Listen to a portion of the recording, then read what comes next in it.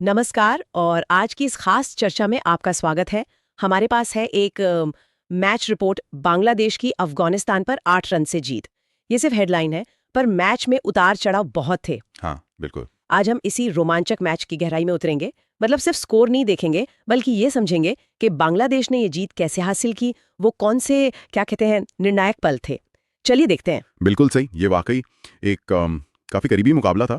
और टी20 में अक्सर होता है ना कि आंकड़ों के पीछे की कहानी वो ज़्यादा दिलचस्प होती है। हाँ। खासकर अगर हम दोनों टीमों की पावर प्ले, बॉलिंग और बैटिंग देखें, वहाँ काफ़ी कुछ साफ हो जाता है। अच्छा, तो फिर बांग्लादेश की पारी से ही शुरू करते हैं। तंजीद हसन तमीम, उन्होंने तो मतलब शुरुआत जबरदस्त की, अर्धशतक बनाया, वो भी बहुत तेजी से। हाँ, और शायद वो शुरुआत ही मैच का सबसे अहम हिस्सा थी। पहले 6 ओवर पावर प्ले में उन्होंने 50 रन बना लिए थे, वो भी बिना विकेट खोए। अच्छा। और ये उनकी पिछले 12 पारियों में पहली 50 प्लस की ओपनिंग साझेदारी थी। तो ये एक मजबूत बेस मिल गया उन्हें। हाँ, ये बात अलग है कि बाद में रन रेट थोड़ा नीचे आ गया था। हाँ, और सैफ हसन जो टीम में आए थे, 4 बदलाव हुए थे शायद। हाँ, 4 बदलाव थे। वो शुरुआत में थोड़े फंसे थे फजल हक फारूकी के सामने। हाँ, गेंद स्विंग हो रही थी शायद। हाँ। बिल्कुल, फारूकी ने अच्छी शुरुआत की थी, लेकिन सैफ ने फिर भी कुछ रन निकाले। तंजीद की बात करें तो किस्मत भी थोड़ी मेहरबान थी। हाँ, वो किनारे लगे थे कुछ। हाँ, 1-2 किनारे लगे, एक एलबीडब्ल्यू अपील से बचे अंपायर्स कॉल पर, लेकिन फिर उन्होंने उसका फायदा उठाकर कुछ अच्छे शॉट्स भी खेले, बाउंड्रीज लगाई। सैफ ने भी एक छक्का लगाया था गजनफर पर। हाँ, लेकिन वो ज्यादा देर टिक नहीं पाए। पावर प्ले खत्म होते ही राशिद खान आ गए और आते ही उन्होंने सैफ को बोल्ड कर दिया। वो क्रॉस बैट शॉट खेलने गए थे। अच्छा, तो वो राशिद का इम्पैक्ट था। हाँ, वो विकेट अफगानिस्तान के लिए जरूरी था उस टाइम पर। राशिद और नबी ने फिर बीच के ओवरों में रन रेट पर थोड़ा कंट्रोल किया। फिर लिटन दास आए थे, उन्होंने तंजीद के साथ मिलकर पारी संभालने की कोशिश की, स्ट्राइक रोटेट करते रहे। हाँ, लेकिन फिर नूर अहमद आए और उन्होंने लिटन दास को एलबीडब्ल्यू कर दिया। रिव्यू लेना पड़ा अफगानिस्तान को। ओह हाँ, वो रिव्यू वाला विकेट। हाँ, और वो सफल रहा। वो भी एक अहम मोड़ था। बांग्लादेश तब अच्छी स्थिति में था, करीब 10 ओवर में 87 पर 1 था शायद। लेकिन यहां से अफगानिस्तान ने वापसी की कोशिश तेज कर दी थी। तंजीद एक तरफ से खेल रहे थे, उन्होंने 28 गेंद में 50 पूरी की। हाँ, लेकिन वो भी नूर का ही शिकार बने, डीप में कैच दे बैठे। अच्छा, तौहीद हृदय ने आते ही एक छक्का लगाया था। हाँ, एक छक्का लगाया। फिर शमीम हुसैन के साथ मिलकर उन्होंने कोशिश की कि डेथ ओवर्स के लिए एक प्लेटफॉर्म सेट करें। लेकिन यहीं पर अफगानिस्तान की गेंदबाजी, खासकर डेथ ओवर्स में, अच्छी रही है ना। बहुत बढ़िया, शानदार वापसी की उन्होंने। राशिद खान ने अपना आखिरी ओवर बहुत अच्छा डाला, सिर्फ 5 रन दिए और शमीम को एलबीडब्ल्यू भी किया। फिर फारूकी और उमरजई ने भी रन रोके।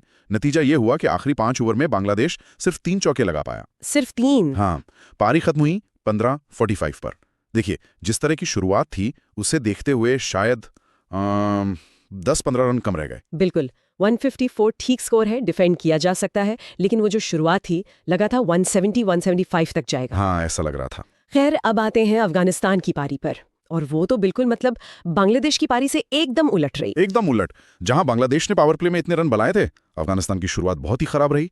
नसूम अहमद टीम में वापस आए थे। हाँ, नसूम। और उन्होंने पहली ही गेंद पर सदीकुल्ला अटल को एलबीडब्ल्यू कर दिया, और वो ओवर विकेट मेडन। पहली ओवर में विकेट मेडन टी20 में। हाँ, ये बहुत बड़ा एक साइकोलॉजिकल ब्लो होता है बैटिंग टीम के लिए। इब्राहिम जादरान का कैच भी छूटा था तस्कीन की गेंद पर। हाँ, एक मौका बना था, लेकिन वो ज्यादा फायदा नहीं उठा पाए। जल्दी नसूम ने उनको भी एलबीडब्ल्यू कर दिया। अच्छा, दूसरा विकेट भी नसूम को। हाँ, और यहाँ भी अंपायर कॉल बांग्लादेश के फेवर में गया। तो पावर प्ले खत्म होते होते अफगानिस्तान का स्कोर बहुत धीमा था और 2 विकेट गिर चुके थे। यहीं पर शायद मैच का रुख तय हो गया था, वो पावर प्ले का अंतर। बिल्कुल, दोनों टीमों के पावर प्ले स्कोर में 32 रन का फर्क था। ये टी20 में बहुत बड़ा अंतर है। हाँ, बहुत ज्यादा है। क्योंकि ये सिर्फ रनों का अंतर नहीं है, ये मोमेंटम का भी है।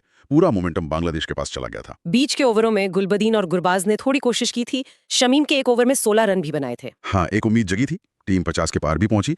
लग रहा था शायद यहाँ से कुछ पार्टनरशिप बनेगी। लेकिन फिर वो लेग स्पिनर आए, रिशाद हुसैन शायद। हाँ, और फिर गुरबाज जो सेट लग रहे थे, उनको भी स्वीप शॉट पर टॉप एज लगवाकर आउट कर दिया। ये दोनों विकेट बहुत अहम थे। बिल्कुल, सेट बल्लेबाजों को आउट करना जरूरी था। फिर मोहम्मद नबी ने एक छक्का लगाया, लेकिन मुस्तफिजुर रहमान द फिज, उन्होंने अपनी कटर पर उनको बोल्ड कर दिया। अच्छा। अफगानिस्तान का स्कोर हो गया 77 पर 5। अब लग रहा था कि मैच शायद जल्दी खत्म हो जाएगा। हाँ, यहाँ से तो मुश्किल लग रहा था। लेकिन टी20 है। अजमतुल्ला उमरजई ने फिर चार्ज लिया। उन्होंने सैफ हसन का एक ओवर पकड़ा, 2 छक्के, 1 चौका, 20 रन उस ओवर में। ओ, एकदम से मोमेंटम शिफ्ट। हाँ, अचानक से अफगानिस्तान के कैंप में थोड़ी जान आई, स्कोर 100 के पार चला गया। उमर जई ने फिर तस्कीन को भी एक छक्का मारा था। हाँ, पुल शॉट पर मारा था। वो बहुत खतरनाक दिख रहा था उस वक्त। लग रहा था कि वो मैच निकाल सकते हैं अकेले दम पर। बिल्कुल, लेकिन तस्कीन ने फिर चालाकी दिखाई। छक्का खाने के बाद अगली गेंद धीमी डाली, स्लोअर वन, और उमरजई चकमा का है, आउट हो गए। ओ, वो बहुत बड़ा विकेट था। हाँ, वो शायद मैच का कह सकते हैं आखिरी बड़ा टर्निंग पॉइंट था। उमरजई का आउट होना अफगानिस्तान के लिए बड़ा झटका था। फिर कप्तान राशिद खान आए क्रीज पर और आते ही उन्होंने वो मुस्तफिजुर पर एक नो लुक 6 मारा था। हाँ, शानदार शॉट था वो। उसी ओवर में एक चौका भी लगाया। अब आखिरी 3 ओवर में चाहिए थे 31 रन। और राशिद खान क्रीज पर हो तो मतलब उम्मीद बनी रहती है। बिल्कुल, उनकी हिटिंग एबिलिटी सब जानते हैं, लेकिन बांग्लादेश के बॉलर्स ने प्रेशर बनाए रखा। करीम जन्नत रन आउट हो गए। हाँ, वो रनआउट भी काफी अजीब था। हाँ, और नसूम अहमद ने अपना स्पेल खत्म किया। क्या कमाल के फिगर्स थे, 4 ओवर 11 रन 2 विकेट। T20 में ये तो जबरदस्त थे, बिल्कुल। खासकर जब राशिद जैसे हिटर सामने हो। और फिर आए डेथ ओवर्स के स्पेशलिस्ट मुस्तफिजुर रहमान। उन्होंने क्या किया? उन्होंने अपना काम किया। 19वें ओवर में राशिद ने एक चौका तो मारा, लेकिन ओवर की आखिरी गेंद पर मुस्तफिजुर ने उन्हें शॉर्ट थर्ड मैन पर कैच करा दिया। राशिद आउट। बस वही मैच खत्म। हाँ, कह सकते हैं राशिद का विकेट गिरते ही लगभग तय हो गया था। मुस्तफिज ने अगली ही गेंद पर गजनफर को भी आउट कर दिया। 3 विकेट हो गए उनके। आखिरी ओवर में 22 रन चाहिए थे, जो कि नामुमकिन सा था। नूर अहमद ने 2 छक्के जरूर मारे तस्कीन को। हाँ, वो रन रेट के लिए शायद। हाँ, उससे नेट रन रेट को थोड़ा फायदा हुआ होगा, लेकिन हार का अंतर ही कम हुआ। अफगानिस्तान 8 रन से हार गया। तो अगर हम इस पूरे मैच को समेटें तो क्या खास बातें निकल कर आती हैं? एक तो वो पावर प्ले वाली बात। निश्चित रूप से वो 32 रन का फर्क वो सबसे बड़ा फैक्टर था। बांग्लादेश ने जो मोमेंटम पावर प्ले में पकड़ा वो लगभग अंत तक उनके साथ रहा। अफगानिस्तान वहीं पे छड़ गया। और फिर बांग्लादेश की बॉलिंग बहुत अनुशासित।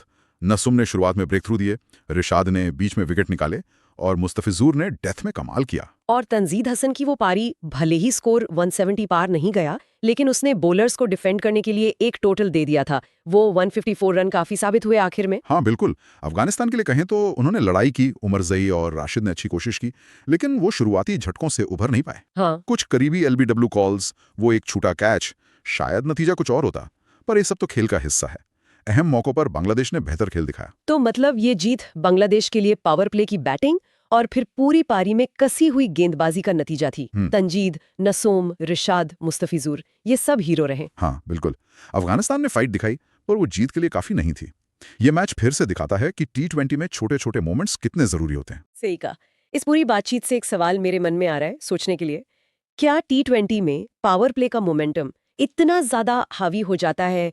मतलब अगर एक टीम ने शुरू में बहुत बड़ी बढ़त ले ली, तो क्या दूसरी टीम पर मनोवैज्ञानिक दबाव इतना बढ़ जाता है कि वापसी करना नामुमकिन सा हो जाता है, भले ही उनके पास बाद में एक क्षमता हो? ये दिलचस्प सवाल है कि वो पहले 6 ओवर बाकी 14 पर कितने भारी पड़ते हैं।